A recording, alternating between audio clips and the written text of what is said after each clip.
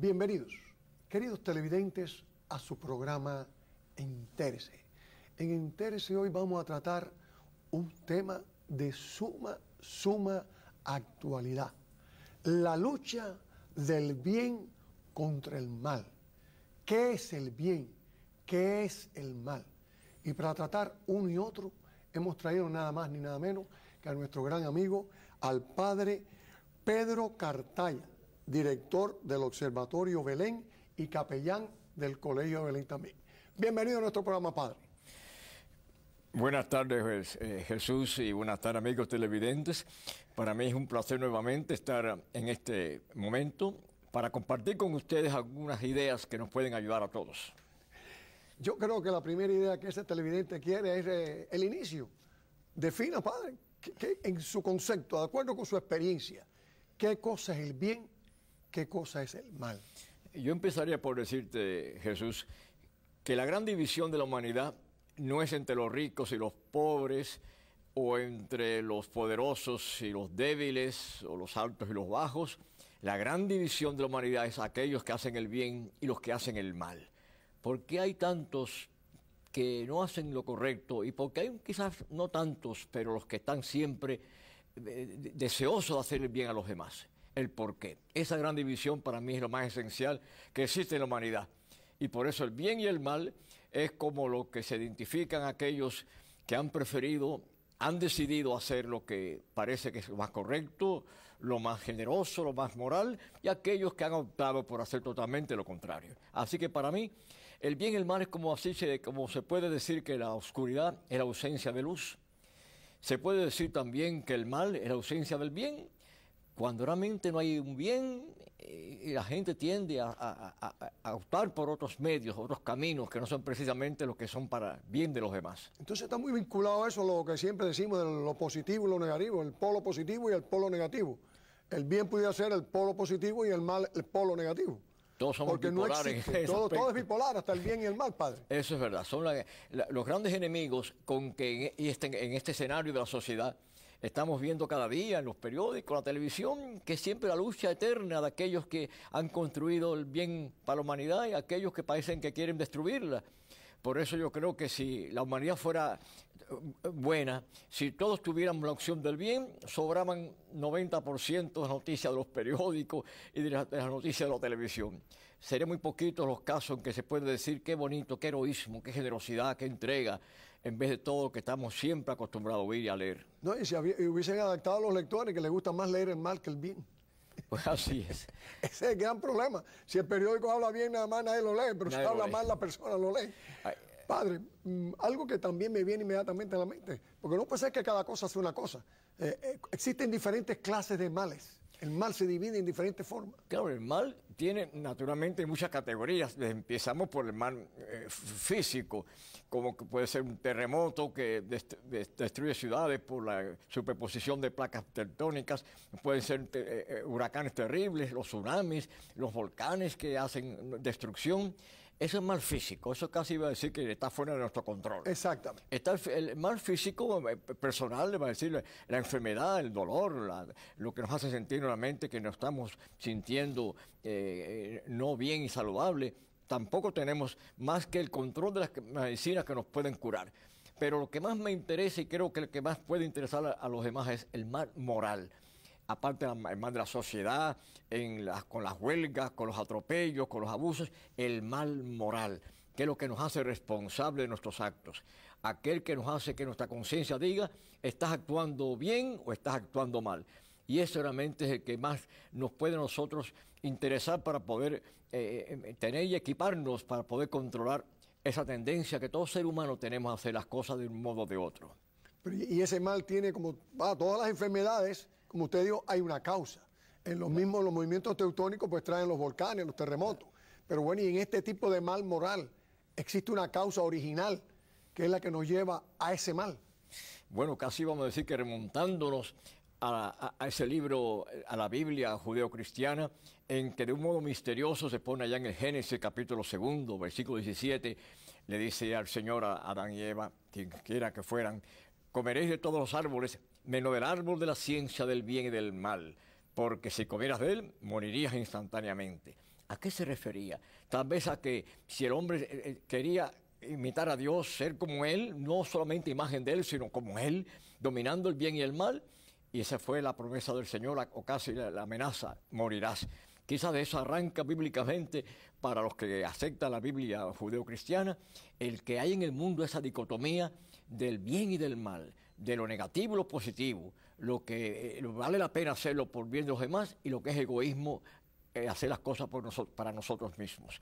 Naturalmente que el mal tiene, últimamente en la ciencia, ha habido hasta hace las últimas décadas descubrimientos muy interesantes. Quizás sea porque yo hace 30 años fui operado del cerebro, 10 horas casi de operación microscópica, y quizás por eso fue que me interesó mucho la cuestión del cerebro, y por muchos años he estado leyendo y estudiando, investigando, iba a decir casi me iba familiarizando con muchas, hasta que un día encontré en una revista lo que parece que fue para mí un cierto descubrimiento, cómo hasta parece ser que hasta la tendencia que tenemos hacia un lado o a otro, hacia el mal o hacia el bien, hasta depende casi de glándulas, muy particularmente en el cerebro. Yo traje aquí lo que puede decirse que es el mismo tamaño de un cerebro real.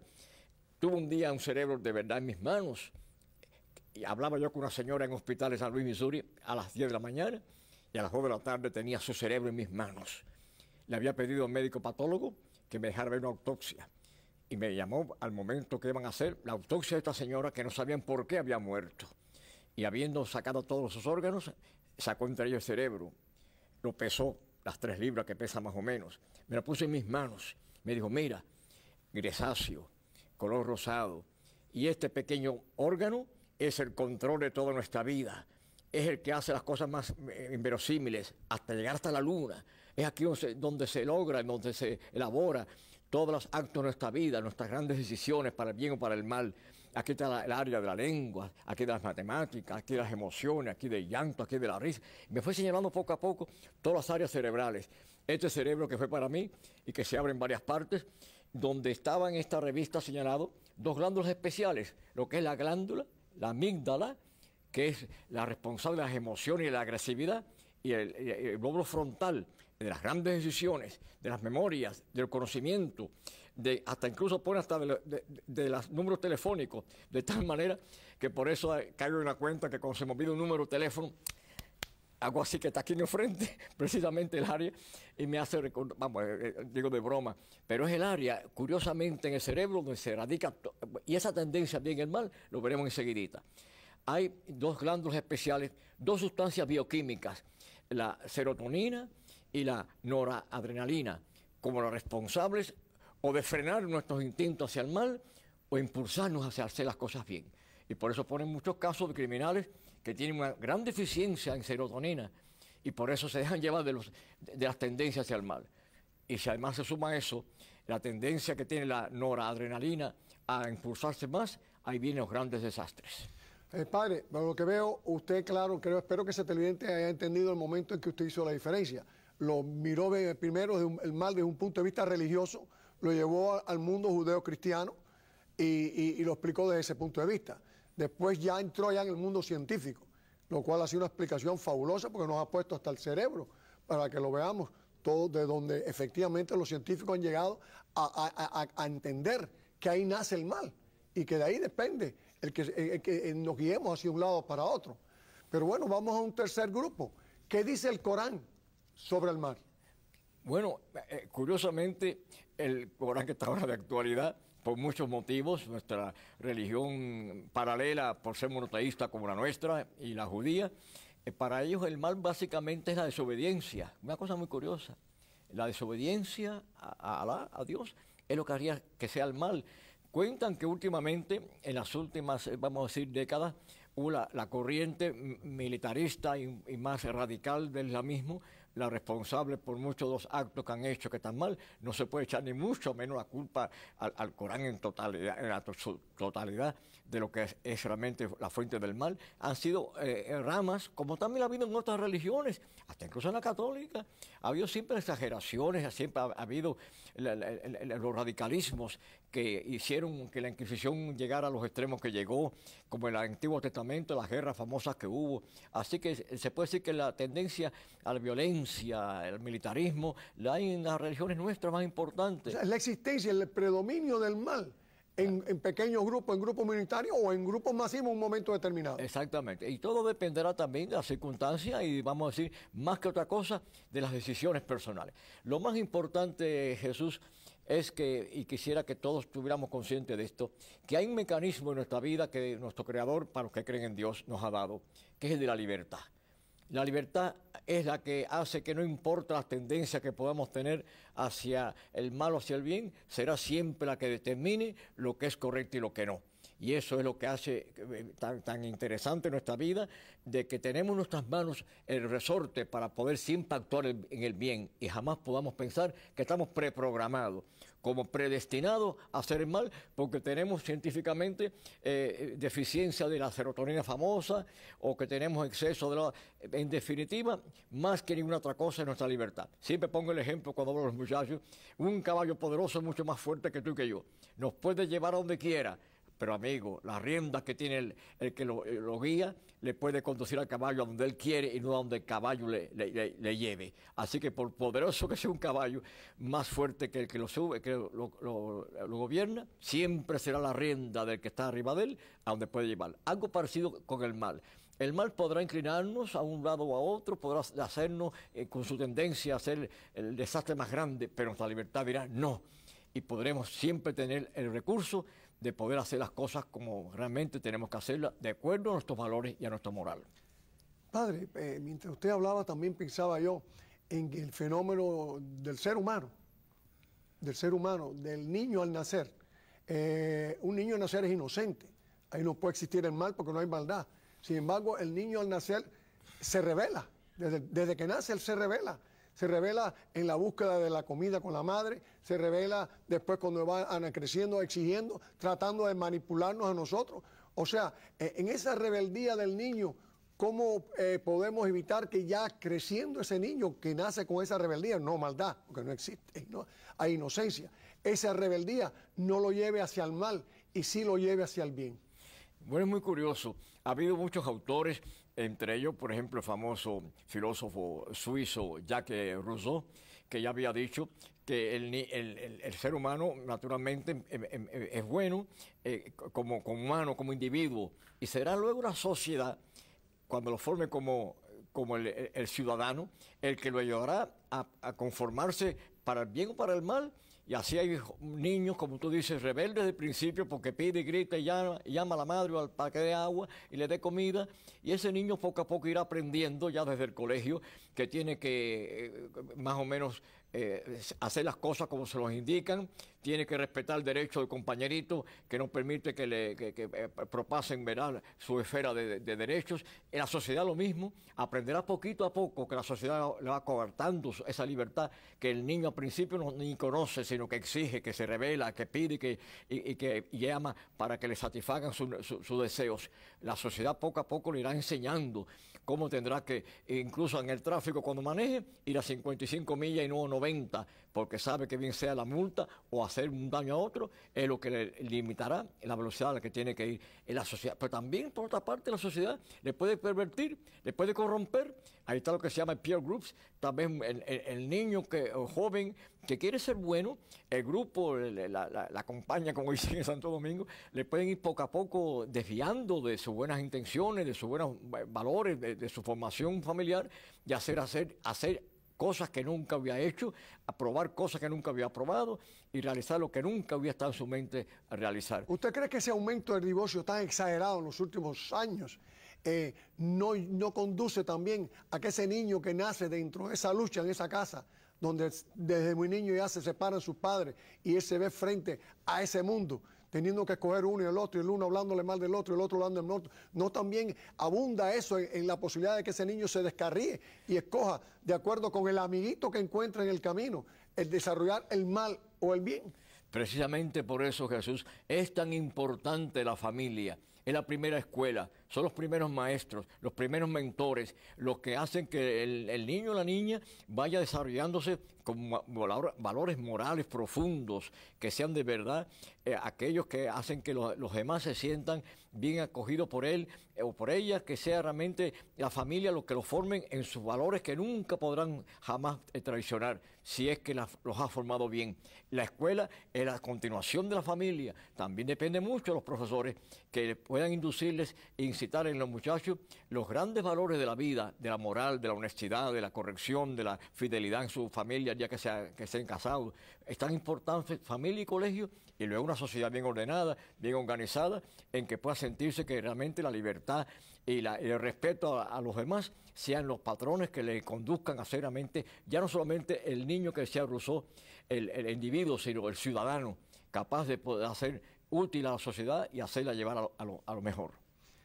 Y ya yendo más al adulto y a la situación presente en el mundo, donde vemos que todo lo que hay es guerra por todos lados. Guerra en Irak, guerra en Afganistán, guerra en mil lugares, porque si podemos a Somalia, en millones de lugares, vamos para Sudamérica, veo que lo que hay es un polvorín ahí abajo. ¿Quiere esto decirnos, vemos lo que se está produciendo en estos momentos? ¿Estamos nosotros frente a la posibilidad de que el mal triunfe sobre el bien? Bueno, esa pregunta que siempre se oye tantas veces, ¿por qué los malos triunfan y los buenos fracasan o sufren? ¿Por qué los malos prosperan y son siempre los que más están en los primeros lugares? Y son los buenos, muchas veces, los que no tienen la oportunidad de poder triunfar en la vida. Y es que realmente es verdad. Las guerras, las violencias, los terrorismos, son como si fuera esa tendencia que todos los seres humanos tienen a ese momento del mal, a hacerse llevar por el egoísmo sobre todo. Si vamos a ver, en la raíz de todos los males está el egoísmo que cada uno ser humano tiene. El hacer las cosas por su bien, o quizás por su familia, pero prescindiendo, ignorando, iba a decir casi negando a los demás el derecho que tiene otro a convivir pacíficamente y en bondad. Las guerras, las violencias, las huelgas, es siempre al final, en el fondo, es la falta totalmente de ser honesto con otros, de respetuoso de los demás y de atenerse a sus derechos, sí, pero también a sus obligaciones. Así que realmente, si se ve en la sociedad esa lucha constante del que hace el bien para hacer bien a otros y el que hace el mal nada más que por beneficiarse él mismo. Hay muchos ejemplos. Por ejemplo, es curioso, entre las personas buenas y malas, si fuéramos a poner en una procesión aquellas personas buenas, una Madre Teresa de Calcuta, un Mahatma Gandhi, un Luther King, aquellos que han hecho el bien defendiendo los derechos de su raza, defendiendo los derechos de los demás, o a los malos, los Stalins, los Hitlers, los Fidel Castro. Bueno, eso lo nombro yo. Todos aquellos que han optado por hacer las cosas para el mal, para saciar sus instintos o para beneficiarse ellos, para destruir un pueblo, pero nunca para el bien de los demás. Y parece como que hay esa división extraordinaria de los que han optado por hacer que los premios Nobel no sean simplemente un papel que se nos da, una placa con que se nos premia, un dinero que se nos regala, sino que sea realmente un símbolo, un emblema de entrega, de generosidad a los demás, y no precisamente por politiquería o por hacer las cosas por otros motivos. Pero fíjese, padre, que toda esta destrucción que se produce con el mal, cuando se inicia buscando un bien, lo mismo de un bando que del otro.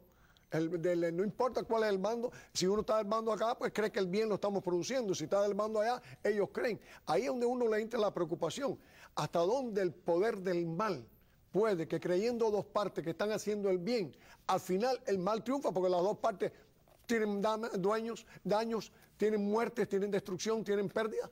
O sea, en definitiva, en ese caso, en la guerra, quien triunfa es el mal. Nunca triunfa el bien. Esa pregunta es interesante porque incluso tiene sus raíces. Ya San Agustín, que el gran santo lo decía, los malos son malos porque quieren ser mejores.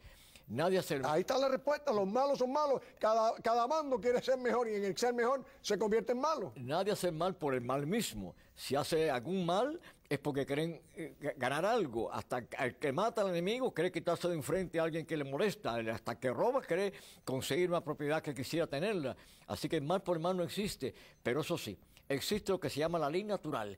Hay algo fundamental, que es lo que hace la gran división de aquel que opta por el bien o por el mal. Es el que matar por matar está siempre mal. Robar por robar está siempre mal. Deshonrar a sus padres siempre será erróneo. El que destruye las torres, como pasó en Nueva York, no me pueden decir que por el nombre de una religión matar a casi 3.000 personas puede ser algo bueno.